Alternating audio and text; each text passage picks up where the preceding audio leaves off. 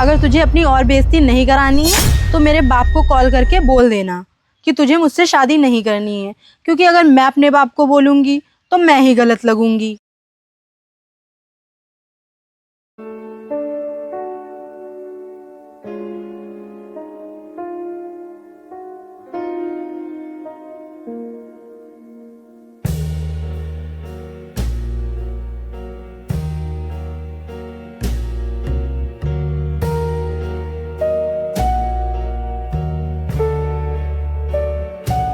यार प्रिंस, पापा ने मुझे कैसी जगह भेज दिया है शादी करने के लिए।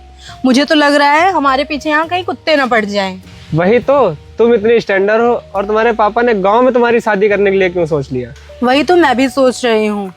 प्रिंस, मैं गांव के लड़के से शादी नहीं करूंगी। अभी मैं उसको कॉल लगाती हूँ और बुलाती हूँ, फिर मैं उसकी इतनी बेइज्जती करूंगी वो मुझसे खुद शादी करने के लिए मना कर देगा।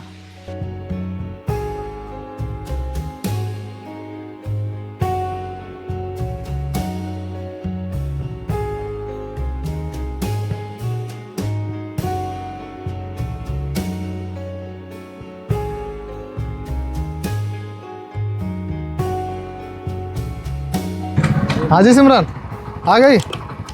और तुम लोग यहाँ क्यों खड़े हो? चलो घर चलते हैं।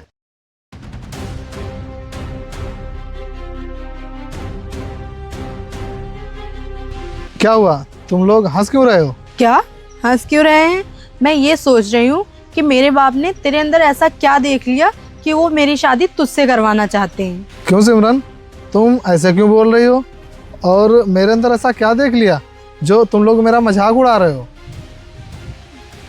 क्या मजाक? अभी तो हमने तेरा मजाक उड़ाया भी नहीं है और तू बोल रहा है कि हमने तेरा मजाक उड़ाया। चलो अच्छा, छोड़ो ये सब बातें और घर चलते हैं। घर तो तू जाएगा और मेरे बाप को कॉल करके बोल देना कि तू मुझसे शादी नहीं करना चाहता, क्योंकि मैं अपने बाप की नज़रों में बुरी नहीं बनना चाहती। क्यों, तुम ऐसा क्यों बोल रही हो? अरे बेवकूफ, तुझे साफ साफ नहीं पता चल रहा है कि वो तुझसे शादी नहीं करना चाहती है और तू फालतू में उसके पीछे पड़ा हुआ है? भाई साहब, आप ये कैसी बकवास कर रहे हैं? ये मेरे और सिमरन के शादी की बात चल रही है, तुम इसमें ना बोलो तो ही अच्छा है। ओ हेलो, वो मेरा दोस्त है, वो बीच में बोलेगा। और रही बात तुझसे शादी करने की, तो मैं तुझ जैसे गरीब से शादी नहीं करूंगी। तुम्हें किसने बोल दिया कि मैं गरीब हूँ? इसमें बताना क्या है? तू अमीर कहाँ से लग रहा है? ये तेरे चप्पल और ये तेरी घिसी पिटी बाइक और ये तेरा गमछा गंदा सा, और बता रहा है कि मैं गरीब नहीं हूँ। देखो सिमरन, अब तुम बहुत बोल चुकी हो। अभी तो मैंने कुछ बोला भी नहीं है और तू बोल रहा है कि मैंने ज्यादा बोल दिया। और तेरे जैसे कपड़े मेरे घर के नौकर पहनते हैं और बोल रहा है मैं अमीर हूँ। अगर तुझे अपनी और बेइज्जती नहीं करानी है तो मेरे बाप को कॉल करके बोल देना कि तुझे मुझसे शादी नहीं करनी है, क्योंकि अगर मैं अपने बाप को बोलूँगी तो मैं ही गलत लगूंगी। इसीलिए मैं चाहती हूँ कि तू खुद उन्हें मना कर दे। ठीक है। अच्छी बात है कि तुझे समझ में आ गया, और चल निकल यहाँ से।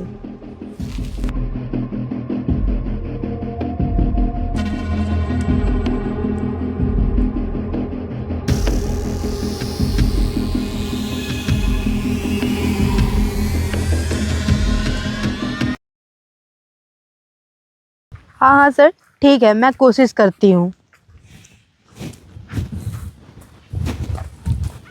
क्या हुआ सिमरन, तुम इतनी परेशान क्यों हो? अरे प्रिंस, सर ने भी पता नहीं कैसा काम दे दिया है। कैसा काम? मैं कुछ समझा नहीं। उन्होंने बोला है गांव में मुझे ज़मीन ढूंढ कर दो फैक्ट्री खोलने के लिए। तो क्या हुआ सिमरन, इसमें परेशान होने वाली कौन सी बात है? हम लोग तो वैसे भी गांव में ही हैं, सर को ढूंढ के ज़मीन दे देंगे।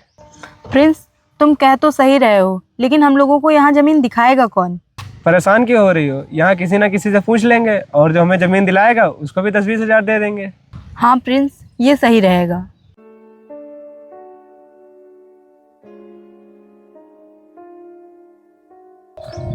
अरे सिमरन, ये तो वही लड़का है ना जिससे तेरी शादी तय होने वाली थी? हाँ है तो वही। क्यों ना इसी को बुलाकर पूछ लिया जाए, बेचारा बहुत गरीब है, 10-20 हज़ार इसको भी दे देंगे। हाँ प्रिंस, सही तो रहेगा। ओ हेलो, इधर आना जरा।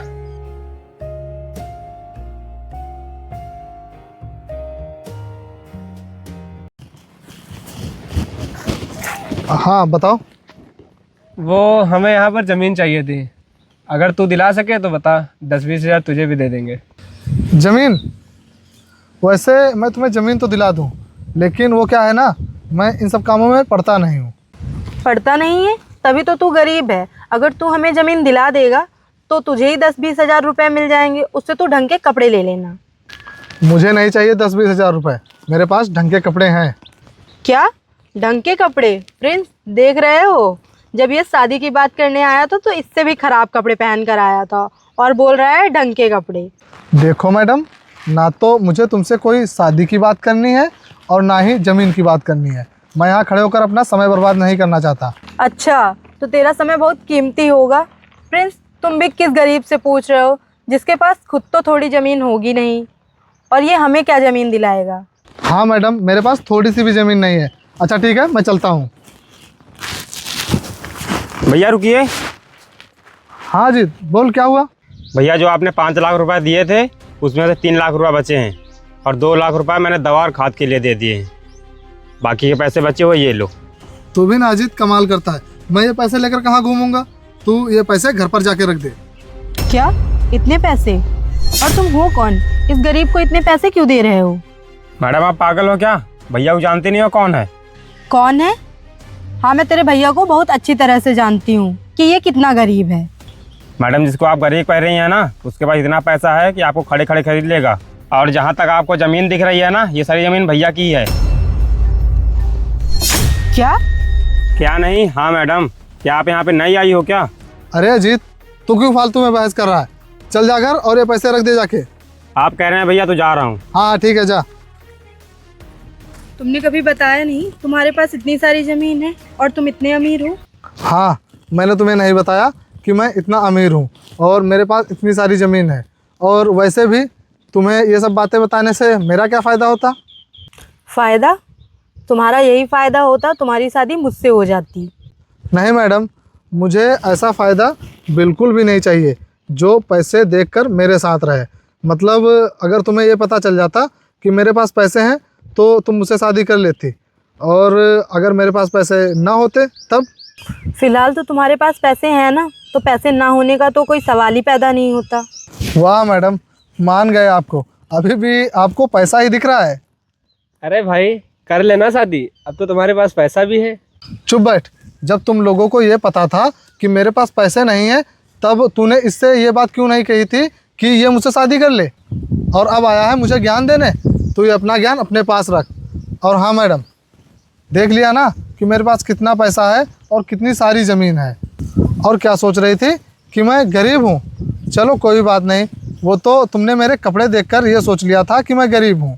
फ़िलहाल अब तो पता चल गया ना कि मैं अमीर हूँ या फिर गरीब। और हाँ, तुम शहर वाले लोगों की एक ही दिक्कत होती है, किसी के भी कपड़े देखकर उसकी हैसियत का अंदाज़ा लगा लेते हो। देखो, जो हुआ सो हुआ। अब मैं तुमसे सॉरी बोल रही हूँ, तुम मुझसे शादी कर लो। नहीं नहीं मैडम, रहने दो। मैं तुमसे शादी नहीं कर सकता। चलता हूँ। राम राम।